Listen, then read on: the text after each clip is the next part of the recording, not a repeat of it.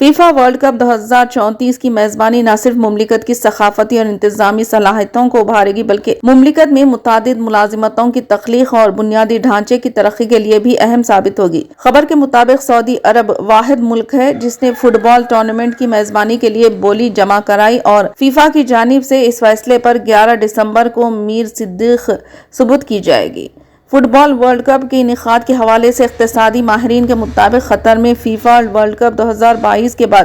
یہ دوسرا موقع ہوگا جب عالمی شہرت یافتہ بڑے ایونٹ کا انعقاد مشرق وسطی میں ہوگا۔ اقتصادی ماہرین کے مطابق فٹ بال کے اس عالمی ایونٹ کے لیے 15 لاکھ نئی ملازمتوں کے موقع کے علاوہ مہمانوں کی رہائش کے لیے 5 میزبان شہروں میں بنائے جانے والے ہوٹلوں میں 2000 کمروں کی تعمیر کی توقع کی جا رہی ہے۔ ریاض کی المیمہ یونیورسٹی میں معاشیات کے ایسوسی ایٹ پروفیسر اور ریسرچ کے ڈائریکٹر یاسین غلام کا خیال ہے کہ فیفا ورلڈ کپ 2034 براہ راست غیر ملکی سرمایہ کاری کو راغب کرنے، سیاحت کو فروغ دینے اور آمدنی کے ذرائع بڑھانے کے لیے ایک منفرد پلیٹ فارم